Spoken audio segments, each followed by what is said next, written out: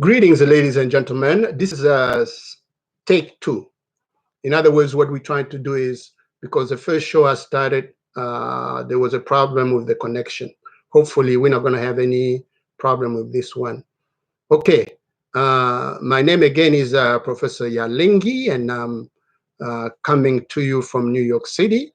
And this is our show on YouTube called Congo Coalition TV. Congo Coalition TV. And Congo Coalition TV is a show we are going to start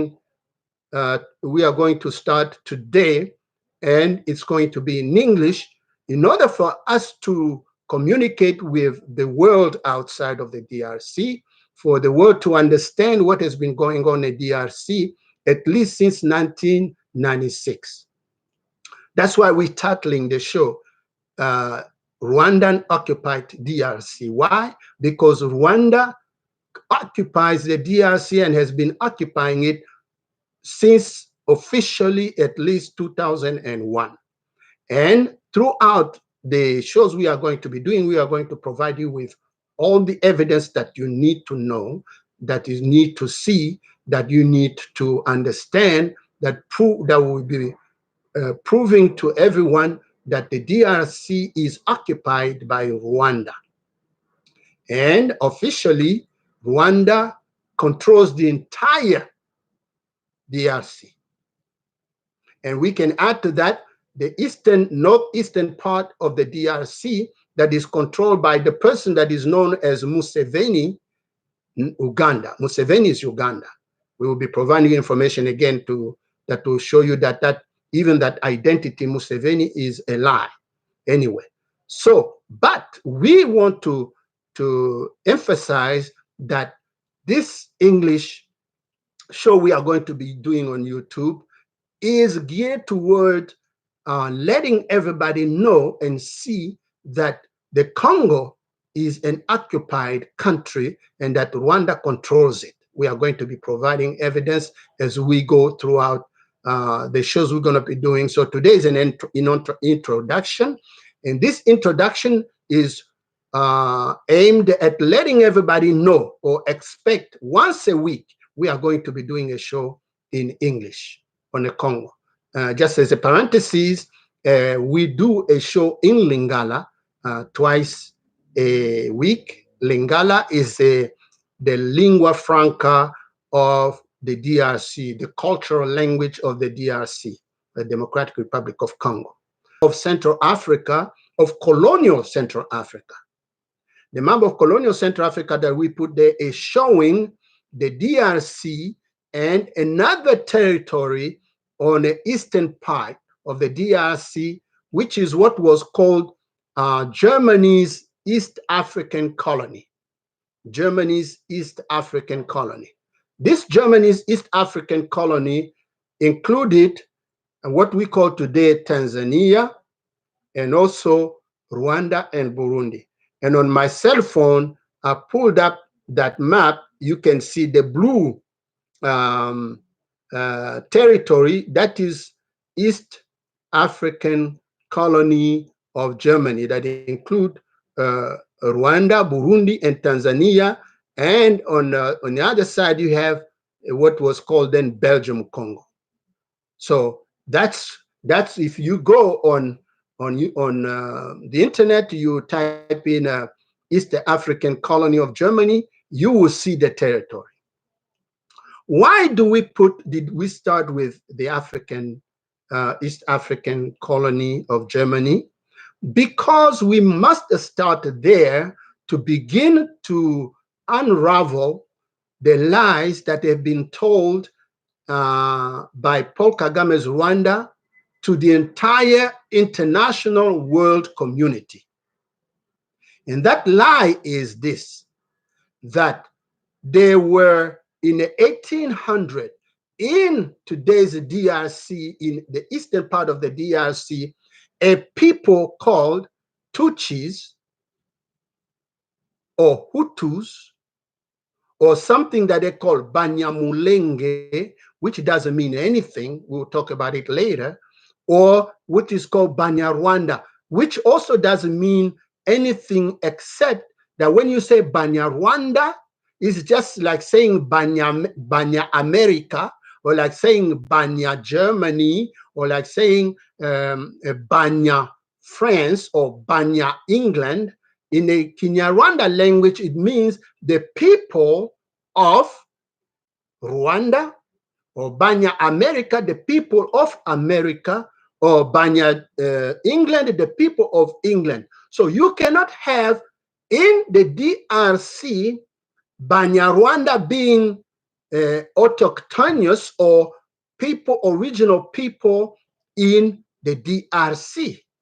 Because if you want to use the language of Rwandan, which is called Kinyarwanda, you will say Banya Congo, meaning the Congolese, the people that live in the Congo. So when the Rwandan lied to the people of the world by saying they were Banyarwanda people in the DRC, they are lying, because Banyarwanda means the people of Rwanda. So you cannot say the people of Rwanda are the people in DRC. It doesn't work that way. That's why you put that colony. Please, excuse me, that map of colonial East African Germany. Okay. Now,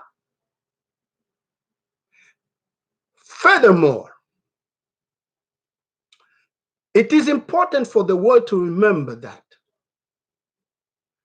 Rwandans have been telling lies in writing, in their speeches, in their campaign for them to put themselves in DRC in the 1800s. We need to know that the colonial Africa officially begins at the Berlin Conference, which started in November in Berlin and ended in February in Brussels. Those European powers that set up colonies in Africa, these European powers, they grabbed the land all over Africa that they could control until the Berlin Conference, where they decided to put limitations, or to make sure that they agree that no power will try to go and grab somebody else's territory. So in this case, in the case of Central Africa,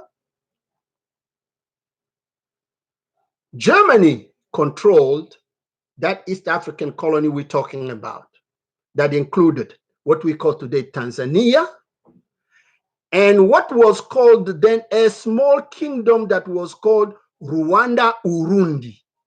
Rwanda-Urundi. Germany controlled that whole territory. And because Rwanda-Urundi was a very tiny kingdom, and you understand when it's a kingdom, that means that, it is self-inclusive, self-controlled, self-contained little kingdom. You cannot say that it's a little kingdom, self-contained, and then its people are also found in the DRC. They could not be found in the DRC because it was a tiny, very tiny kingdom. Okay. Now, when the meeting begins at Berlin Conference, you want to know also that even the DRC, what we call today DRC, did not have the name of Belgium Congo yet. At the Berlin Conference of 1884-1885, what came to be called Belgium Congo was given a special status. The special status was that it was called Congo Independent State. CIS, Congo Independent State. Why was it called Congo Independent State? Because that huge territory in the Congo Basin was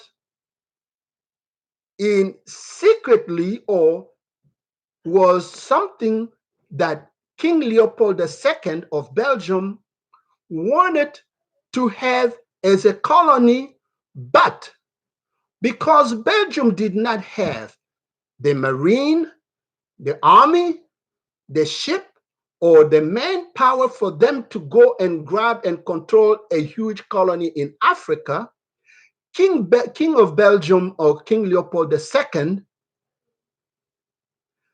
before the Berlin Conference, had sent emissaries to the United States, because the United States was even then a superpower, to ask the President of the United States to back this idea by King Leopold II, that they create in Central Africa an independent state that will be controlled by no one, but that will be open to everyone for them to go and conduct commerce, or go and evangelize, or in other words, will be a free, independent country.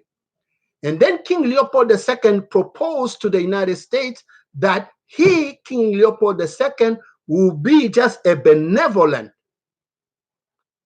administrator, or somebody who's going to take care of it, the caretaker of it.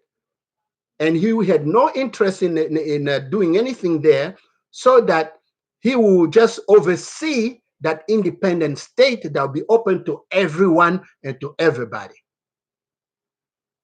That was before the Berlin Conference starts in 1884. So that in April of 1884, April 1884, the conference is going to start in November. In April 1884, the President of the United States wrote a document, a declaration, that was taken to the Berlin Conference by a U.S.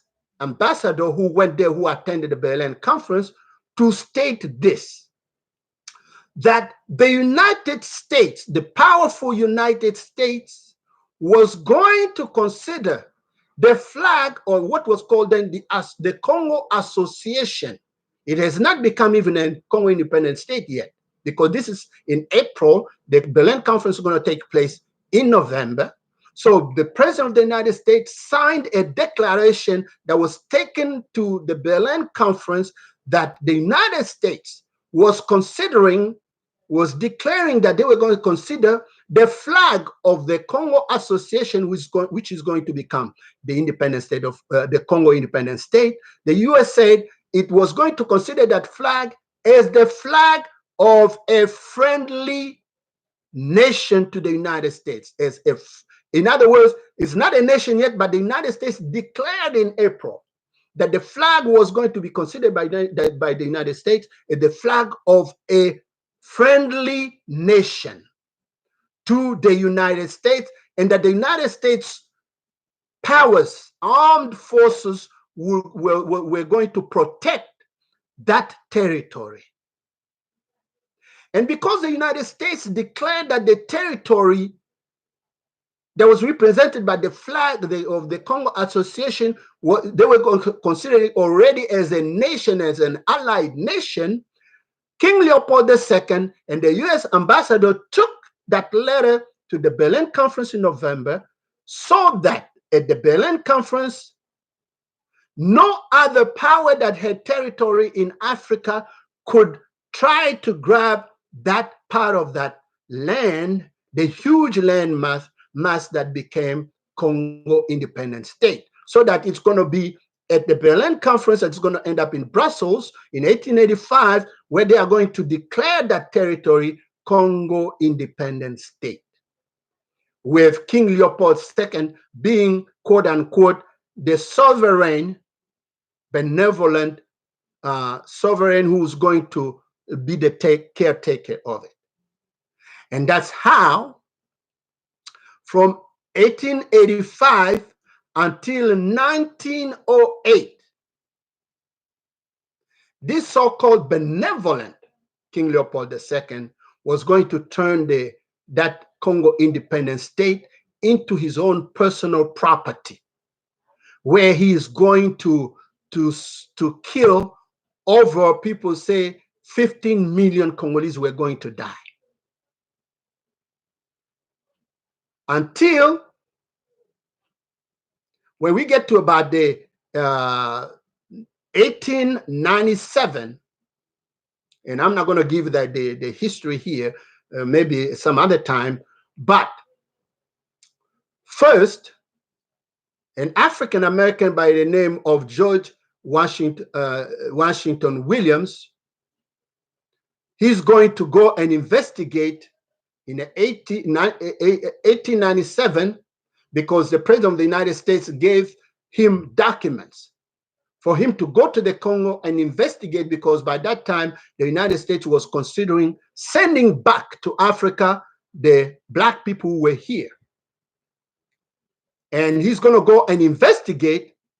George Washington Williams is going to investigate for 6 months. He's going to go throughout the entire Congo River, and he's going to find out how King Leopold II has been killing Congolese, been cutting people's hands off, cutting men's sexual organs to show to the white commandants who were leading King Leopold economic, especially for rubber, where they were getting the Congolese to get it for free.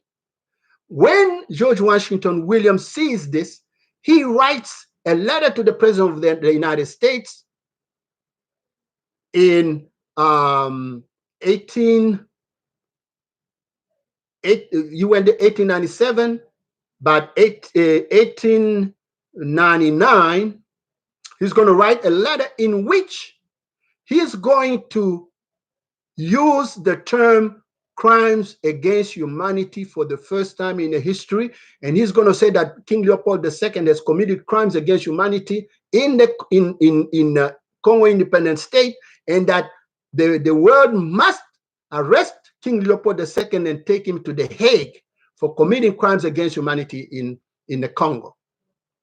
After him, the British young man by the name of Morel is going to begin the campaign against King Leopold II and against what he was doing in the Congo independent state. Therefore, the British people, he's going to galvanize the British people. He's going to come to the United States. He's going to get even Mark Twain and Booker T. Washington to join the campaign, so that the British government is going to send somebody. Roger Casamant is going to go over there, investigate. They're going to find out that, yes, crimes have been committed, and then therefore the United States and England and other people are going to tell King Leopold II to get out of managing the Congo independent state. And King Leopold II himself will send people to go investigate. They'll find the same thing. Finally, in 1908, King Leopold II is going to cede Congo independent state to the Belgium government, so that the Belgian government is going to take over the DRC, or Congo independent state, which becomes in 1908 Belgium Congo, or the official colony of Belgium. Throughout that history, throughout the Congo independent state history and Belgium Congo, there is Rwanda. Urundi is still a tiny kingdom that is still controlled by Germany, right?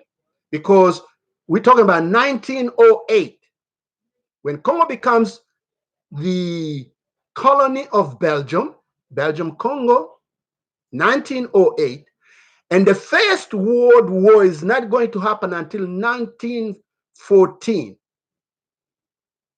So throughout all that period, pre-colonial Africa, colonial Africa, until First World War, there's nobody called Tutsi or Hutu in the territory that is now called the DRC. That's why I wanted to start with that map, and that's why I gave you a little history here, so that people, the world historians, where it is sad for me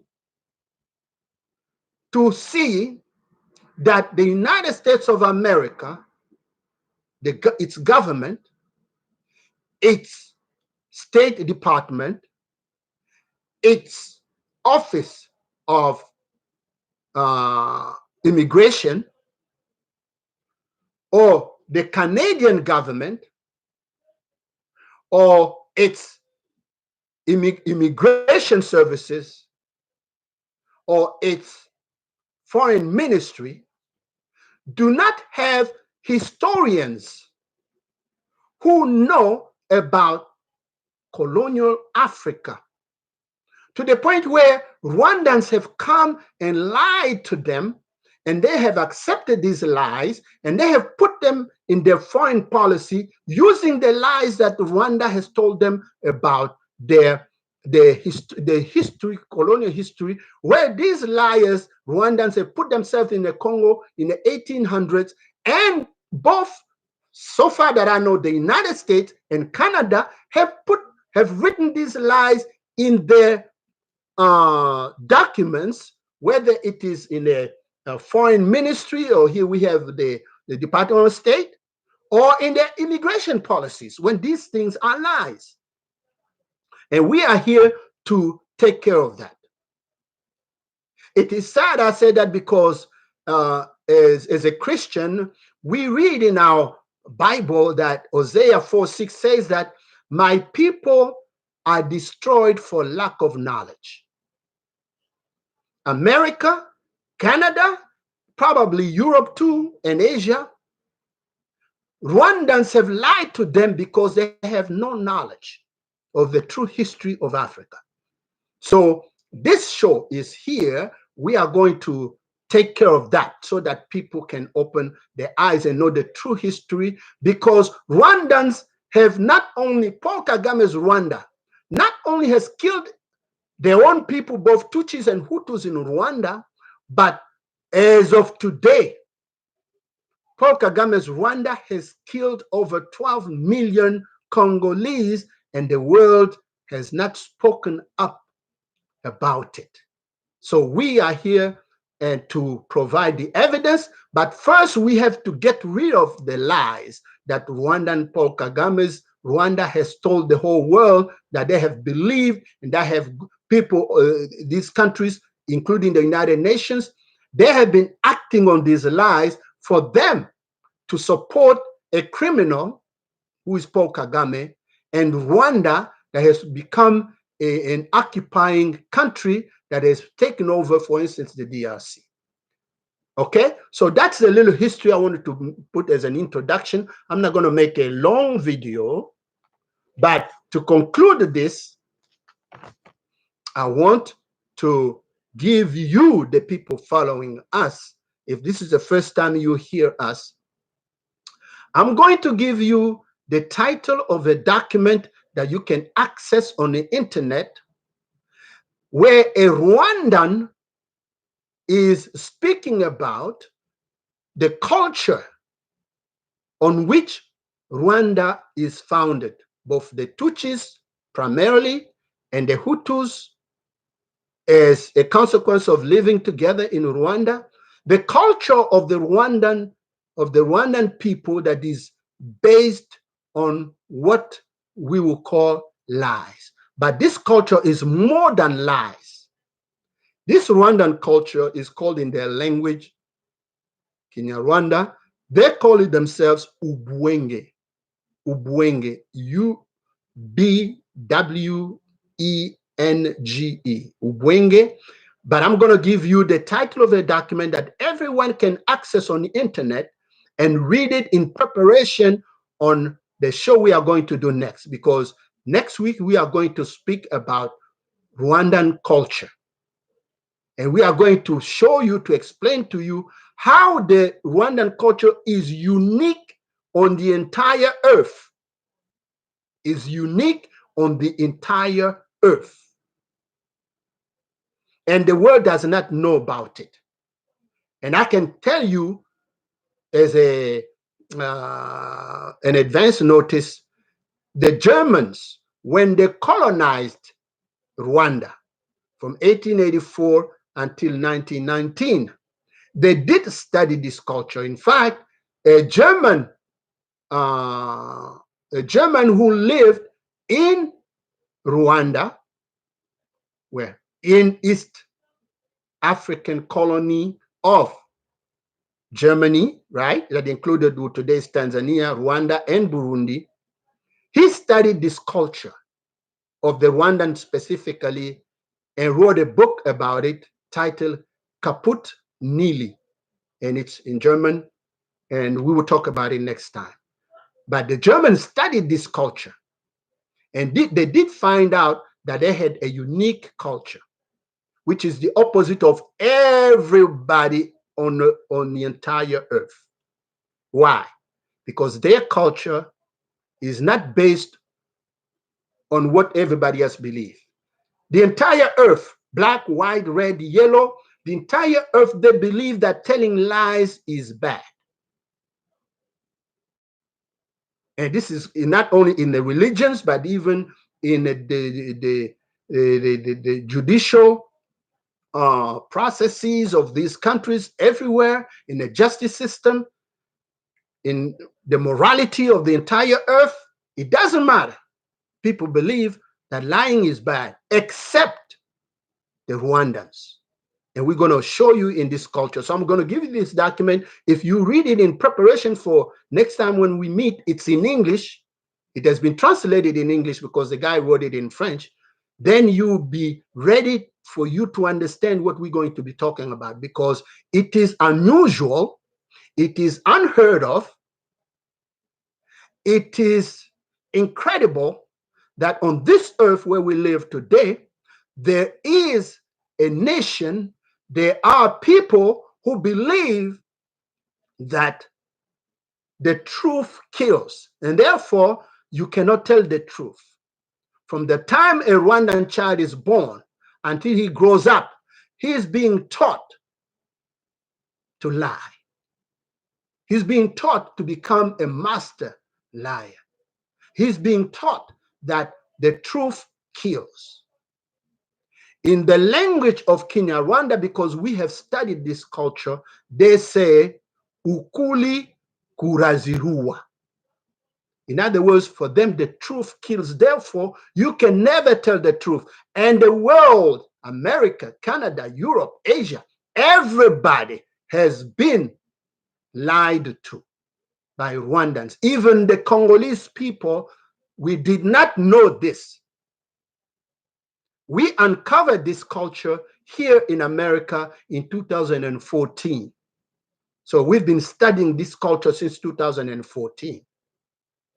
America does not know it. The State Department doesn't know it.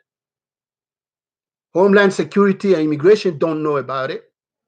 Canadian government does not know about it. Canadian immigration does not know about it. So we are asking you to share this video with them. And next time, next week, we are going to speak on that particular Rwandan culture. What is the title of the document? The title of the document is called The Culture of Lying in Rwanda. I repeat, The Culture of Lying in Rwanda. Please share the title, share this video with everybody, whether they're American, Canadian, people in the government, or people in education, or people just the friends of yours, or journalists, or radio, television. Share this video with them. I repeated the title of the document, The Culture of Lying in Rwanda. The author is, the name is Gaspard. In English, you pronounce it Gaspard, G-A-S-P-A-R-D, Gaspard. And his last name is Musabimana. Musabimana, M-U-S-A-B-Y-I-M-A-N-A.